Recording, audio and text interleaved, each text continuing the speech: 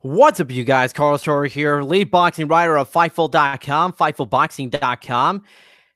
It's we're here. We're 2 days away from the WBC heavyweight title fight between Deontay Wilder and Tyson Fury. Make sure to give us a thumbs up, subscribe to our new Fightful MMA and Boxing channel where we have the Fightful MMA podcast. James Lynch did a terrific job doing the Chuck Liddell, Tito Ortiz post-fight podcast, which you can see on FightfulMMA.com and on the Fightful Pro Wrestling YouTube channel. But make sure to hit subscribe and give us a thumbs up for the new MMA and YouTube channel. We're going to be doing the boxing podcast here, the Deontay Wilder Tyson Fury post-fight show, which is going to be so far just myself. It's going to be here, so make sure to subscribe to get an alert for that. If you all have any questions that you want me to answer throughout the show, whether it be on Wilder versus Fury, Manny Pacquiao, Triple G, possibly to the zone, anything boxing related, make sure to hit give us a comment on the live chat going on right now. So right now it's a fantastic time in boxing. We're at the end of the year. It's December. The new PBC on Fox deal kicks in with the December 22 show in Brooklyn. We have this really interesting heavyweight fight between Deontay Wilder and Tyson Fury. You can read all about my thoughts and everything surrounding the fight and the card itself on the new Fightful Boxing newsletter, which is live right now on Fightful.com and FightfulBoxing.com. So let's get right down to it. Deontay Wilder versus Tyson Fury for the WBC heavyweight title. This is an interesting fight. I mean, if we're talking just about the in-ring stuff, this is a very unique style of clashes of styles, and really, it's Tyson Fury is going to be fighting in his first title fight since the Vladimir Klitschko upset in 2015. Deontay Wilder is, it would be hard. You'd be hard pressed to find a better knockout artist in boxing today. There are a few where you can make the argument that they're the best knockout puncher in the sport, but Deontay Wilder, on a lot of people, they're certainly on that list. But listen, this is the big fight that Deontay Wilder has been asking for years and years. I mean, the fights that he's had, the Luis Ortiz, the Bermain Staverns, the Gerald Washingtons, and Chris Arreola, they're not terrible fights, but they're not the type of fights that you look at Wilder, outside maybe the Luis Ortiz fight from back in March.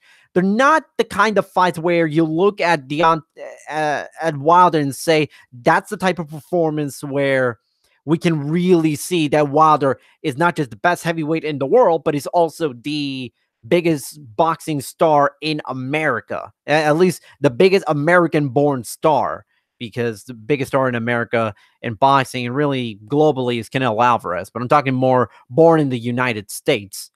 So this fight really all came about because Wilder was not able to get the fight against Anthony Joshua. Tyson Fury is the biggest name out there at heavyweight, and quite frankly, Fury's not getting the Anthony Joshua fight, and really it was, a set of circumstances where Wilder didn't get the Joshua fight. Fury not only had to battle back from depression, from drug addiction, and even from the British Boxing Board of Control and the UKAD in regards to his drug suspension and his suspended license. And he eventually persevered on all fronts, got the comeback fights against Seferi and Francisco Pianeta, and immediately got inserted into the heavyweight title picture, which I don't want to say he doesn't deserve it because he's undefeated. He's only 30 years old, and he's a huge name. And before all his troubles kind of surfaced, Tyson Fury was the best heavyweight in the world. There was no question about that. But when people, and I've been seeing this a lot on social media, and those of you watching, you can comment below on what your thoughts on Fury's chances of beating Wilder are. But when I look at a lot of people claiming that Fury is the definitive favorite, Fury's the true undefeated world heavyweight champion. He never lost his titles because he was stripped, or vacated them. And quite frankly, and there is a point to the argument that Fury should still be considered the best heavyweight boxer in the world. But it's been 3 years since he beat Vladimir Klitschko. He was out of the ring for 2.5 years. He ballooned all the way up to 350 plus pounds. He was out of shape. He was battling depression. He was battling his drug addictions. He was battling all sorts of demons out there. And Fury looked to be out of the sport for good, but credit to him. He managed to not only lose all that weight, and looking at pictures of him from the press conference yesterday and his training, he body-wise, he looks terrific compared to how he was about a year ago, or a little more than a year ago. So I give a lot of credit to Fury for being able to put in the work to actually look the way he does, because he does look phenomenal, maybe in the best shape of his career. But when you're looking at Fury of 2018, it's really hard to determine whether or not the Tyson Fury that we see right now can beat Deontay Wilder. And it's not because he can't beat Deontay Wilder or is coming into this as a heavy underdog. No, he's actually, it's almost a pick'em at this point. Wilder's only a very, very, very slight favorite. I don't remember the exact odds right now. And Wilder and Fury in that same breath, he's only a just small favorite. I think it's not even, I don't think it went past plus 200 or minus 200 as far as betting odds go. And looking at the betting odds here from Paddy Power, if I can just find it a sec. Yeah, right now Deontay Wilder is, 8 to 15 favorite. That's almost, that's not even a 2-1 favorite. And Fury is, 8 to 5. So that's also not plus 200. So you're looking at this fight, and the odds makers believe this is a very close fight. And to an extent, I do agree. But you look at Fury, and you look at those two fights against Sefer Seferi and the fight against Francisco Pianeta. I personally can't look at those fights and being able to use them as arguments that Tyson Fury is going to be Deontay Wilder. And I don't mean any disrespect to Seferi and Pianeta, but those are not the type of guys where Fury can be challenged and be given a chance to showcase his talents as he is right now. You look at those two fights, and quite frankly, they were glorified exhibition bouts, especially the Sefer Seferi fight, which I still think to this day that fight should not count on his pro record. It really shouldn't. It was a farce. It was a circus. Tyson Fury and Seferi and everyone in attendance and involved with the fight were treating it as a circus, but that's neither here nor there. Thing is, you have to go all the way back to 2015 to see Tyson Fury in a big time fight like the one we're having on Saturday night. And while Fury looked very, very impressive and he deserved the victory against Vladimir Klitschko, it's really hard to make an argument on Fury based on 3-year-old tape. It's hard to make an argument for anyone winning a fight against someone like Deontay Wilder on 3-year-old tape. It's damn near impossible. So when we look at Tyson Fury, the fighter that he is right now, let's really take a look at Tyson Fury right now. He's 6'9", but he sure as hell moves like he's 6'3", 6'2". His mobility is fantastic. He's a very, very smart puncher. Forget about what you may think of an off the ring and all that kind of stuff. He's a very, very smart fighter. And he's certainly someone that can make things difficult for Deontay Wilder. And I remember I saw that Lee Wiley on Twitter, who I highly recommend you check out. He's a brilliant mind in boxing. he mentioned that it would take something of a Muhammad Ali type of performance against George Foreman. And for those of you that don't remember that fight, Muhammad Ali, George Foreman, Rumble into Jungle. Muhammad Ali, you even just look at highlights. Muhammad Ali knew that George Foreman was the dangerous power puncher at the time, just like Deontay Wilder is. And so there was one weakness in Foreman's game, and really in Wilder's game as well, where you see where when the fight becomes close quarters and you're relying on working the body and you're trying to make it a physical, scrappy fight, and there's no space between the two fighters, that's when it really starts to get difficult for Deontay Wilder. And that's what happened when George Foreman fought Ali. Ali made it very, very difficult for Foreman to use his arms and extend them all the way to really get those power punches in on Ali. And Ali would just come in and close the distance between Ali and Foreman. And you look and you see Foreman kind of making these weird, like wide open punches, and they don't reach Ali. And when you look at Foreman on that fight, you kind of start to see some similarities with Deontay Wilder. He's an excellent power puncher. I think his instincts and fundamentals are vastly underrated, but let's not kid ourselves. Deontay Wilder is not the best fighter, or even to an extent an above average fighter fighting at close distance.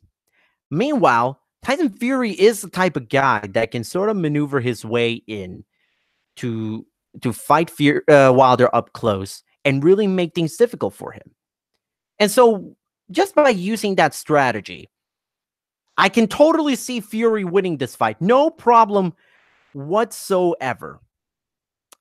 But the issue is, how do you do that for 12 rounds against Deontay Wilder? We kind of saw Luis Ortiz have some success with Wilder early on in the fight. But the thing we have to remember about Wilder is that he is the type of guy where if you give him even just one chance to take control of the fight with his power, he will take it and he will hurt you. And so we've seen Fury kind of take rounds to just cruise and not really make things difficult for his opponent. We've seen him time and time again kind of lose his focus. But let's all remember, that was before all the depression, the drugs, and all that kind of stuff. And he's really, in the last 3 years, he's really had to sort of overcome those inner demons. So it's entirely possible that his mental fortitude has vastly improved since the Vladimir Klitschko fight. And if it really does, I can totally see Fury having a really, really good chance at beating Deontay Wilder. But again, the question is not whether or not Deontay Wilder can knock Tyson Fury out. It's whether or not Tyson Fury has the stamina and the body to sustain the type of game plan to hold Wilder back and absorb whatever power punches he'll throw for 36 minutes. And whether or not Fury can have the mental fortitude, and that's where his trainer, Ben Davison, and to an extent his cornerman, or I think it's going to be a cut man for this fight, Freddie Roach, is going to come in. Ben Davison is not known to be a trainer. He was one of Fury's friends pre-comeback, and he helped them here and there with with preparation and in training camp, and the two had really good chemistry. But Ben Davison has not been a real trainer to a real fighter for these types of fights. This is his first time in such an environment, in such a situation. So it's going to rely on Ben Davison and Freddie Roach to somehow keep Fury focused for all 12 rounds. And I think if they do that, I think we could see Fury pull off the upset, which I still think it's an upset. I don't think it's a major upset, but I think it's a small upset. Now, the question with this becomes, is the winner going to be considered the best heavyweight in the world? That really depends. Now, if Fury beats Wilder, I think Fury is the best heavyweight in the world. He's a guy who, Fury hasn't had a serious fight in 3 years. He's still in his physical prime. He's 30 years old, and he coming back with having 2 really weak tune-up fights, and just come out and beat the best knockout puncher at heavyweight in the middle of his prime. I think that alone, that should prove that Fury is the best heavyweight in the world if he can beat Wilder. Now, if Wilder beats Fury, and it's a very close fight, depending on how Fury does, I'm not sure if I would envision Wilder winning and being considered the best heavyweight in the world. But if Wilder comes out and dominates Tyson Fury in 4, 5, 6 rounds and just knocks him out without any problem, I probably would consider him the best heavyweight in the world. But in reality, there's still going to be the ongoing debate between the winner of this fight and Anthony Joshua. Now, whether or not that fight's going to happen, the winner of this fight versus Joshua is happening at Wembley in April 2019, that still really remains to be seen. But I don't know. I have no idea at this point. I thought that we were going to get this fight this year.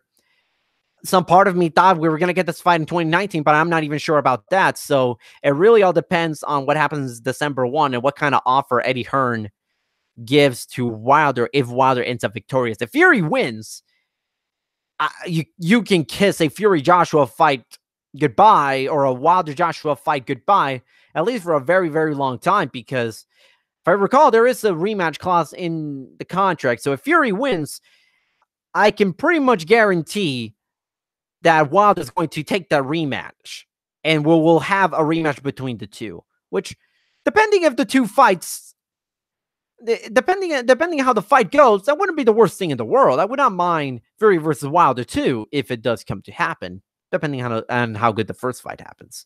So that's going to headline a Showtime pay-per-view. And the rest of the undercard, quite frankly, doesn't look that good, or at least not as good as the Gennady Golovkin Canelo Alvarez rematch pay-per-view card from a couple of months ago. The undercard is, co-main event is Jarrett Hurd, who is the WBA and IBF junior middleweight champion, going up against a bridge fighter named Jason Wellborn. It's Hurd's first fight since undergoing surgery from, I believe, back in May or in April. This is really more of a tune-up fight. I hate to really call world title fights on pay-per-view tune-up fight, but it essentially is, because the real focus for PBC is to get Jarrett Hurd ready, kick off the ring rust, make sure the shoulder is all healed up for the Jermell Charlo fight in, I'd say, spring 2019, summer 2019, which is going to be a really good fight. I'm really looking forward to Charlo versus Jarrett Hurd in 2019. I think that's going to be a really, really good fight. Stone Osborne in the chat is asking, why does Joshua have a reputation as a fight dodger? I don't know if I think that's really more from critics who really, really wanted to see Joshua versus Wilder. I don't know if I really can say that he's a fight dodger. I mean, he got the fight against Vladimir Klitschko in 2017 when we still didn't know if Joshua was really ready to take the spotlight and and get the torch being passed on to him for the biggest heavyweight star in the world. And he passed that test with flying colors. He came out and beat Alexander Povetkin in his last fight, which is no small feat. And I still argue time and time again, Alexander Povetkin is a top 5 heavyweight no matter what. And Joshua did a remarkable job when he fought Povetkin. But listen, and that's really the cynicism in boxing today, where if boxers are just constantly calling each other out on social media, and that creates an expectation that, hey, if these two are calling each other, that means they want to fight. But in reality, that's almost never the case. It's not, I wish every fight, every call out was like Vasily Lomachenko, Guillermo Rigondeaux, where they just spent months calling each other on social media, and they eventually did have a fight, even though it was a bad fight, even though Lomachenko decimated Rigondeaux. They at least went forward with the fight instead of spending months and even years jawing at each other on social media. Now, Joshua, again, let's remember, right before the Vladimir Klitschko fight, he was still, a contender. He was, even though he was the IBF champion at the time, it was still, the heavyweight division was still a free-for-all. So, the real elite heavyweights was not getting the chances to fight each other. I know some people will come out and say, why didn't Anthony Joshua fight Luis Ortiz? And that's a really valid point, because the idea is that Matchroom Boxing brought Luis Ortiz in with the expectations that Ortiz and Joshua would fight. That fight never happened, which I thought would have been a fantastic fight, in my opinion. We saw how good Wilder versus Ortiz was. Imagine how Joshua versus Ortiz would be if it ever happened. So I don't want to say the allegations that Joshua dodges fights are completely baseless, because if you look at it from their point of view, I suppose there is some merit to it, but really the business of boxing is so incredibly convoluted and so complicated. It's really hard to see. It's really hard to get those big fights time in and time out. It's a shame that it's that way, but it really is. So now going back to the pay-per-view card, at Jarrett Hurd versus Jason Wellborn. Jarrett Hurd's going to win this fight, I think, fairly easily. Luis Ortiz, speaking of him, he's going to be fighting Travis Kaufman in a stay busy heavyweight fight while he's potentially waiting for another title shot in 2019. Really, Ortiz, this guy, I think, is going to be the same way as his last fight against Rafael Kohanu. Real quick fight. Ortiz is going to dominate the fight and knock him out. And then the last fight is, I guess, technically the opening fight. I don't remember. I don't know if Ortiz's fight is going to be the opening fight or if Joe Joyce's fight is going to be the pay-per-view opener. But Joe Joyce is fighting Joe Adams. Joe Joyce is this, hot British prospect from coming into the United States. He's another one of those British heavyweights where a lot of people, saw him and in the amateurs and believe he has the potentials to be a star.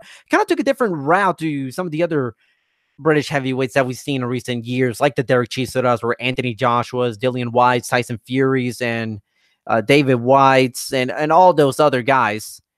He went to the US. He's training under Abel Sanchez. He's being promoted by Richard Schaefer, and who works with PBC. And I think it's a really smart move by Joe Joyce's part, because Joe's going to get attention in the UK, regardless of where he fights. But even with DAZN, even with Showtime and PBC getting us the occasional British fights into the United States, and ESPN and ESPN Plus doing a good job of bringing in British boxing cards in the stateside, the best way to expose yourself to the American market, if you're a British fighter, is to fight in the United States. And the plan is for him to just keep growing. I don't think he's going to be a contender in 2019, maybe not even 2020, but in a couple of years, if all goes well, who's to say Joe Joyce wouldn't be the next British heavyweight contender? And, Joe Joyce is a really fun fighter, but he's still growing. He's still learning the ropes in the paid ranks. So we'll see. And that's really it for the pay-per-view card. There is going to be a Showtime telecast right before the pay-per-view, kind of previewing the fight and everything. And there's going to be a WBC light heavyweight title fight between Adonis Stevenson and Alexander Vostok. And quite frankly, this is a really, really fun fight, and it's a shame no one has really talked about this fight. Adonis Stevenson I believe he is boxing's longest reigning champion right now. He's held the WBC light heavyweight title for years. And really, this is a fun... Adonis Stevenson, if you saw in his last fight against Badu Jack, that was a really competitive fight. I kind of thought it was a draw. I thought both fighters won 6 rounds apiece. So the fight ending in a majority draw, I have no problem with that, because I also scored it 114-114. He'll be facing Alexander Vostok. And if you saw him in his last fight against on ESPN, I believe Mehdi Amar, and he looked good. Vostok dominated the fight. He won the interim WBC title at Madison Square Garden, which is a really, really good way to expose yourself. ESPN at MSG, and a very impressive performance. But Vostick has not really faced the likes of Adonis Stevenson. And you can make all the comments you want, about Adonis Stevenson ducking the best fighters in the division. I think those comments have far more substance than Joshua being one that ducks fights. But again, that's neither here nor there. Adonis Stevenson is still considered by many to be the best light heavyweight in the world until someone takes him out. And Badu Jack almost did that back in May. We still, until Stevenson gets taken out of that throne, a lot of people will still consider it as the best fighter in the division. And I believe, and it's funny, I saw that Vostick is being considered a slight favorite, which is actually kind of odd, because I don't think Vostick is necessarily a better fighter than Badu Jack. And Badu Jack managed at best to have a really even competitive 50-50 fight against Adonis Stevenson. So I don't know if Vostick now is the guy to beat Adonis Stevenson. It's possible that Vostick's a really, really talented fighter. And he's a guy that can really make things uncomfortable for you in the ring. And if we've seen anything from Adonis Stevenson, especially in the last fight, it's that we haven't quite, Stevenson, if he's not being the aggressor in this fight, then he's a guy where you can pressure him on the inside and really make the fight physical and really make the fight difficult for him. Adonis Stevenson doesn't really have much of an answer. And again, he is 40 plus years old, and he can definitely, and listen, for as great as he looks time in and time out, Father Time is undefeated. And maybe the Badu Jack shows some chinks in the armor that is Adonis Stevenson. So we don't know whether or not Adonis is going to look his age this time out. And I think that's really kind of what people are expecting now. Adonis Stevenson is the best light heavyweight in the world until we finally see him lose. And now every time we see him step into the ring, we really won't know what type of Adonis Stevenson is. We'll see. Is it the Adonis Stevenson from, that we've seen for the past 6 years, 7 years, 8 years? Or is it going to be the 41-year-old fighter who really got tested in his last fight out, and now people are starting to think that his time as the WBC champion is over? That's a really big time. Saturday is going to be a really big night in boxing. And PBC, for as much as we like to, people like to criticize PBC for not giving the best fights time in and time out, with this new Fox deal and this new Showtime deal, they are really, really stepping up their game. And they're giving us Manny Pacquiao versus Adrien Broner on January 19, 2019. I don't know if this fight is a pay-per-view fight. First of all, I don't think it is. I guess you can maybe make the argument it's Manny Pacquiao. It's his return to the United States. And it's his return to fighting a real big name. And I don't care what you say about Adrien Broner, that he's not that good. He's overrated. He's the world's 4 division champion in history. It doesn't matter it just doesn't really matter what you think. He is a big name. He's still a big draw in the United States. All you have to do is look at the attendance numbers for whenever he fights. Look at the viewership numbers he gives Showtime whenever he fights. He's still routinely one of the top draws time in and time out. Now, his in-ring skills are a completely different story, but he's still someone that can make things difficult. And Manny Pacquiao, he did look really good against Lucas Matisse. But just like with Adonis Stevenson, Pacquiao is up there in age. And listen, for the last few fights, we've kind of seen an inconsistent Pacquiao. He looked good against Jeff Horn, but if this was Manny Pacquiao 8 years ago, he would have knocked Jeff Horn out around the 7th, 8th round, no problem. Then he comes out and knocks out Lucas Matisse. But before the Horn fight, He just goes the distance in Jesse Vargas in a fight that a lot of people thought this is a fight where Pacquiao should have knocked Jesse Vargas out. No disrespect to him. He was a world champion at the time, but quite frankly, you're looking at Pacquiao and you just can't be sure of what type of performance he's going to give. And I know Pacquiao is motivated, and he'll say he wants the Mayweather rematch. I don't want it. A lot of people really don't want it, but regardless, it's going to be the fight. And I just don't know. Pacquiao could still win. I haven't seen one of my credentials fell out. I don't know if Pacquiao's gonna win. This is a really tough fight. It's a really fun fight. I think it'll be a decent little scrap. I don't think it's one that's gonna be worth $60, $70, but I think it'll be a fun little scrap.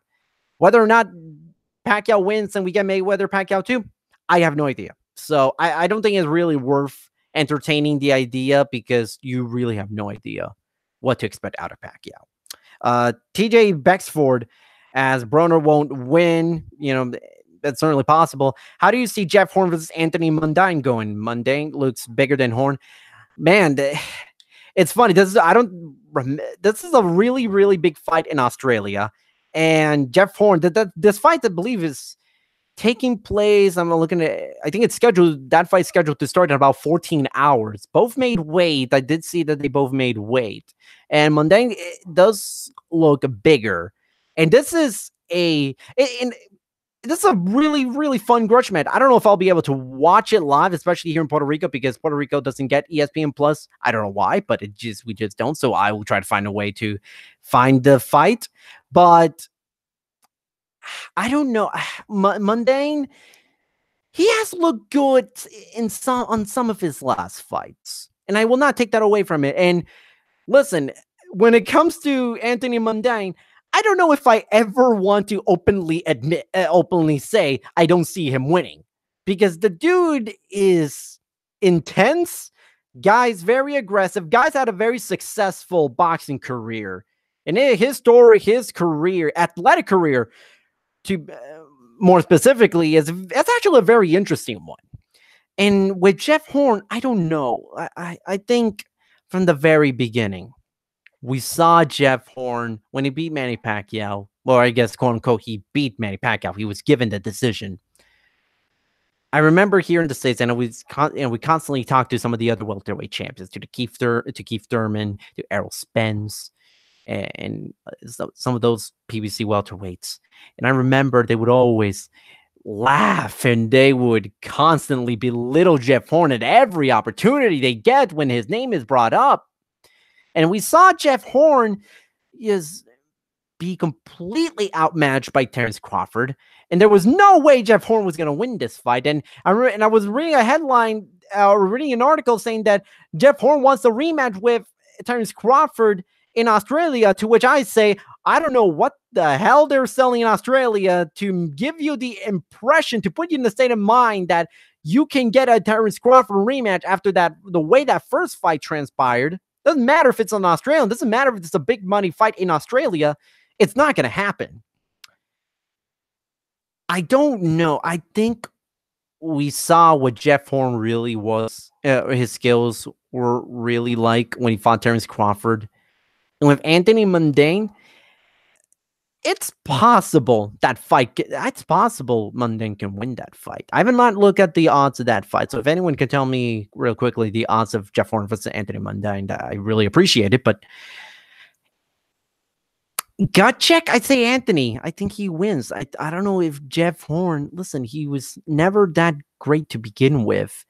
He was a guy that, I'll give him credit. He did try his best against Manny Pacquiao, but prior to that, he didn't deserve the Manny Pacquiao fight. He was still being looked as an up-and-coming fringe contender, rising prospect who was just gifted a shot at Manny Pacquiao simply for the fact that holding the fight in Australia would be absolute humongous business, would provide amazing ratings on ESPN. Everything about the fight was commercial success, no doubt about it. But Jeff Horn, when he won the title, No one took him seriously. He was being treated as a paper champion, and he looked like one when he fought Terrence Crawford, no offense. And it's really tough to see how Jeff Horn looks. I actually think Jeff Horn, even though Jeff Horn might look a bit smaller compared to Anthony, I don't know if I think Horn will feel more comfortable, because let's all remember, at 147, he looked massive. He looked massive. I personally thought he looked like a junior middleweight. I kind of made a joke that Saddam Ali at the time was the 154-pound world champion by the WBO, and Jeff Horn was the 147-pound of the world champion by the WBO. And I thought they looked like they should switch titles, because Horn looked more like a junior middleweight than Saddam Ali was a natural welterweight.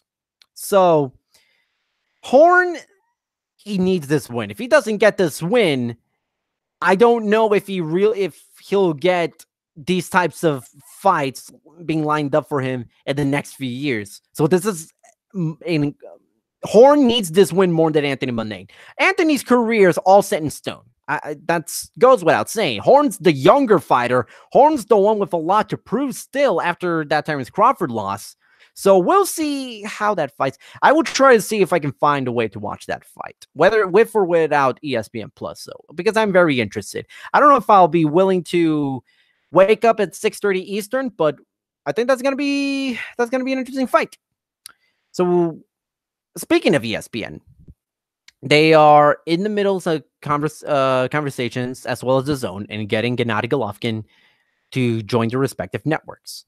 And from what I've heard from sources is that the Zone, their plan is to lock Golovkin up for 2-3 fights so that they can have the rights to have Canelo versus Triple G3, which, if it happens, it won't happen until September 2019. I don't think it's not going to be for Cinco de Mayo. I would really think that they will wait a while before we get Canelo versus Triple G3. I mean, if they do it for Cinco de Mayo, I'd be very surprised if they do it that soon, because I would think Canelo Alvarez and Golden Boy would probably want to wait until Golovkin gets a little older, even if it's just by a few months, so that Canelo Alvarez can maximize his odds of winning. That's what I said on the post-fight podcast with Sean Rossap a few months ago regarding a third fight between the two. I said then, I don't think it's going to happen for a good while, not until at least for another year, because Canelo is content with the 2 fights. If a third fight does happen, all right, it happens, but they really want to get that fight. The Zone, I mean, they really want to get that fight. And the Zone does provide bigger upside in terms of fights, because the Zone has Demetrius Andrade, who has the WBO title. They have Canelo Alvarez, who owns the WBC and WBA title. And they have Daniel Jacobs, who's the IBF champion. He's not signed with the Zone, but he's signed with Matchroom Boxing, and his HBO contract expires. So you put 2 and 2 together, and Golovkin is heading to Jacobs is probably heading to the Zone.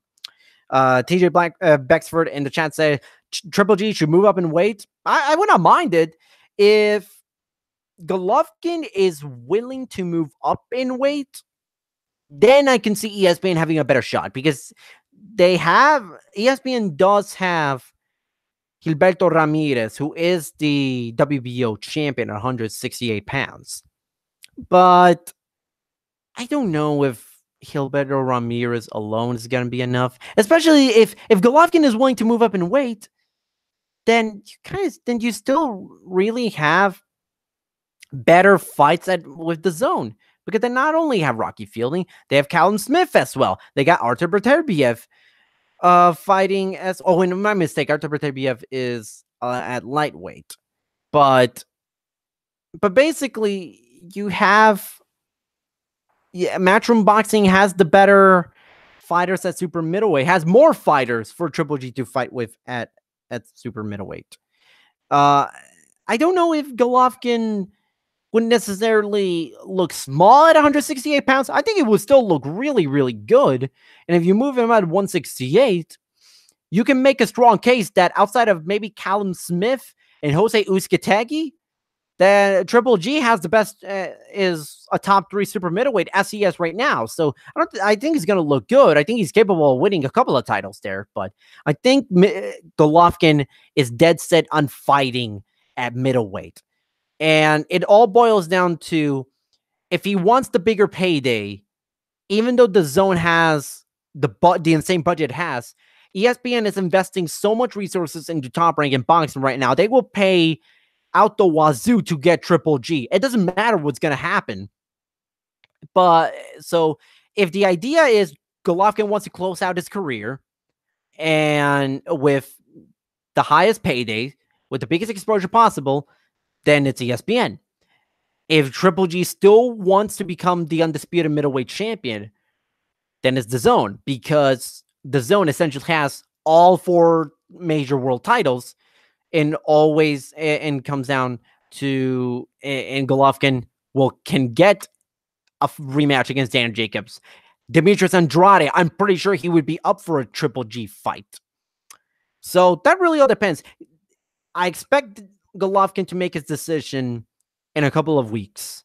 I don't think we're going to hear anything official until, I say, mid-January, late January 2019, because I still think it's going to be a long and drawn-out negotiation between Golovkin and whoever he ultimately chooses. But if you ask me, I think he's going to go to the Zone on a 2 to 3 fight deal. First fight one of the other middleweight champions, not named Canelo, either Jacobs or Andrade, and then hope to get that 3rd fight against against Canelo Alvarez. So that's really all what I think on the whole Triple G situation. Priscilla Baez in the live chat said, always comes down to the money. Yeah, for a lot of fighters, for almost every fighter, that really is the case. And DAZN, and hey, that's not to say DAZN is not going to offer money to Gennady Golovkin. They haven't. If we see anything from the Golden Boy deal, the Canelo contract, the Matchroom deal, they have more than enough money to give Gennady Golovkin. But ESPN is more desperate. They don't have that big star at that kind of weight, while the Zone does. So ESPN has more to lose by not signing Gennady Golovkin than the Zone. The Zone already has Canelo. They already have the big star. They also got Anthony Joshua, who is a big attraction for the hardcore fans in the U.S. who want to see Anthony Joshua fight. So really, again, ESPN is going to be the more desperate one, but I think ultimately, knowing Gennady Golovkin, I think he's going to opt in for the better fights, which the Zone currently has. And I don't want to end this podcast without talking real quickly on the whole situation with the AIBA, the International Boxing Association, which is the top governing body for amateur boxing. So, and you can read this more on the newsletter. So basically, long story short, for the past couple of years, the AIBA has had a lot of controversies, from financial mismanagement to corruption within its roots, and which has extended itself into the officiating in some of these global tournaments, including the last Olympics, where if you remember, for those of you that don't know, Michael Conlan, who is a top featherweight prospect for Top Rank, he was essentially screwed out of a fight and a potential medal in the Olympics because of bad officiating, which a lot of people almost unanimously are saying that was corrupt judging. And so what happened was, their previous president, CK Wu, is out. He was found to be financially hurting the AIBA. Funds has been going out left and right. There's been so many reports of the AIBA owing multi-million-dollar debts to multiple companies. And so what happened was, so Wu is out, and ultimately throughout the year, they've been trying to get a new president that would lead AIBA into a new direction and hopefully find a way to sort of weed out the corruption from the AIBA, which is an incredibly difficult thing to do. Well, the problem is they have not been able to do so throughout the year. And earlier in the spring, the International Olympic Committee was saying, you need to give us something. You need to give us concrete proof that you're taking serious steps to making sure this type of stuff doesn't happen again. If you don't do that, we're not just saying that, we're threatening with taking out boxing out of the 2020 Olympics, which are in Tokyo. And by that point, the AIBA got desperate, and they were trying so hard to find the guy to lead them into the future and hopefully convince the IOC to keep boxing for 2020. So fast forward to earlier this month in November, and we get an election to crown the new president. And it was between Sadiq Konakbayev and Gafor Rakimov, who is a businessman from Uzbekistan. And quite frankly, a lot of people, the U.S. Treasury has come out and said Rakimov is a guy heavily involved in the global heroin trade and involved with all these illegal organizations. And the IOC kind of caught wind of that and said, don't elect Rakimov as your new president. Do not do that, or else you really are testing our patience and really are putting us in a position to take out boxing out of the Olympics. So what happened is Rakimov was elected as new president, almost a 2-1 vote, 86-48 majority vote. There were a few organizations that did not vote Rakimov, that did not vote at all. And what happened was Rakimov is the new president. So now they're scrambling. So now the AIBA is scrambling to find a way to convince the IOC to not only convince the IOC that Rakimov is someone that the U.S. Treasury is wrong, that he's innocent of all the allegations put against him, that they are making serious steps to making sure that this becomes that boxing is improving on the many problems that it has, and they're taking serious steps to make sure that the sport doesn't have to deal with corruption and bad officiating and money laundering and financially hurt the sport. The next meeting, I believe, is supposed to start tomorrow in Tokyo between the IOC and where they will decide on a number of topics, possibly also on the future. I don't know if this next meeting starting tomorrow in Tokyo is going to be the meeting that's going to decide whether or not boxing will be in 2020 Olympics or not. But at the very least, I would expect them to at least put a very, very hard deadline for early next year to decide on whether or not, for a final decision on whether or not boxing gets to stay or not. And I don't think I need to explain to you why it's so important for boxing to remain in the Olympics. And I'm not just talking about the grand old tradition of boxing being one of the original modern Olympic sports. And it's been a part of boxing throughout almost every single Olympics, except for, I think it was the 1916 Olympics. I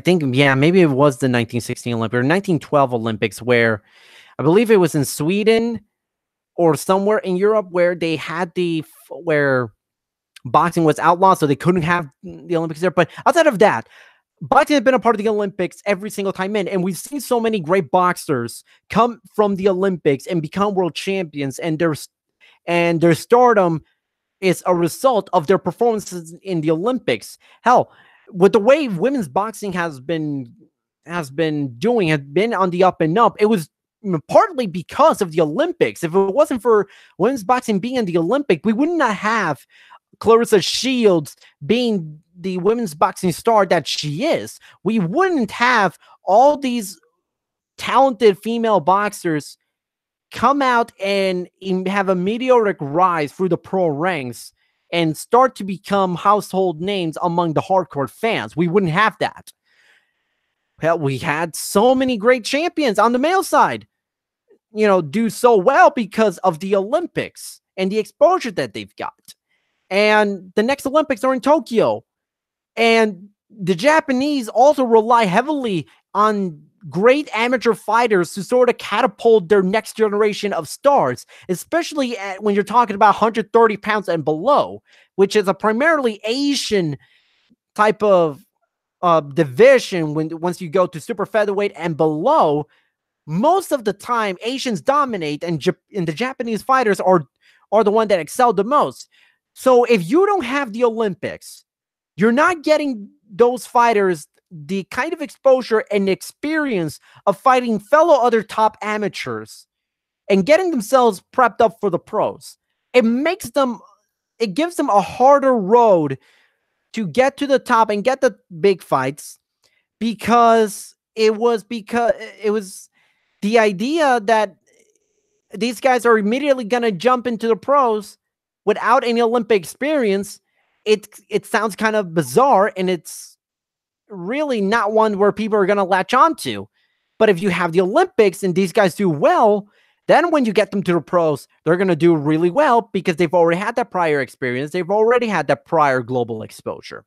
And Priscilla Bias was saying 1912 indeed. And yes, it was because okay, so I was a little confused. I did not remember off the top of my head if it was 1912 or 1916, but yes, it was 1912. So again, this is a really, really difficult time for amateur boxing. If it does rule out that amateur boxing is in grave, grave danger, and the next Olympics will not have the sport, that's going to sincerely hurt the sport on a grassroots level, and it's going to have a profound impact that's going to last for years and years, especially with women's boxing, because they are finally making a real comeback. The Olympics, they already have plans to integrate more women's boxing divisions in these Olympics. They would have more female fighters than any other Olympics. And if you take out boxing, that seriously hurts the growth of women's boxing, especially in the United States. When you have, the next generation of Clarissa Shields just waiting to become major stars. So I really, really hope that they do find a way to get to do this, to keep boxing Olympics, despite what's happened and years and with the whole Rakimov situation. I really didn't want him to be elected, in my personal opinion, especially not because he's not the best man for the job. I quite frankly don't know, but mainly because the AIBA is really testing the patience of the IOC. The AIBA has pretty much not done a single thing that would give the IOC assurance that amateur boxing is improving on the officiating side, on the financial side, on the overall level of corruption side, and making sure that's not a part of the sport. And listen, I love boxing. A lot of people that are watching love boxing, but this sport has a history of being one of the dirtiest, most corrupt sports out there. And I can dedicate many, many, many, many hours to explaining just a few examples of corruption in boxing, but we'll see. So that about wraps it up for this edition of the Fightful Boxing Podcast. Give us a thumbs up, leave a comment below. Give us your thoughts on Wilder versus Fury. Who do you think is going to win? Should the winner of this fight be considered the best heavyweight in the world? I'll be doing a post-fight podcast live on YouTube and on Fightful.com immediately after the fight is done. So make sure to tune into that and again, support Fightful.com. If I go to FightfulMMA.com, FightfulWrestling.com, FightfulBoxing.com, support our YouTube channel, Fightful Pro Wrestling and Fightful MMA and Boxing. Carlos Toro of FightfulMMA.com, FightfulBoxing.com, Fightful.com. From the new Fightful MMA and Boxing YouTube channel, we're out and hope you have a beautiful weekend and enjoy the fights.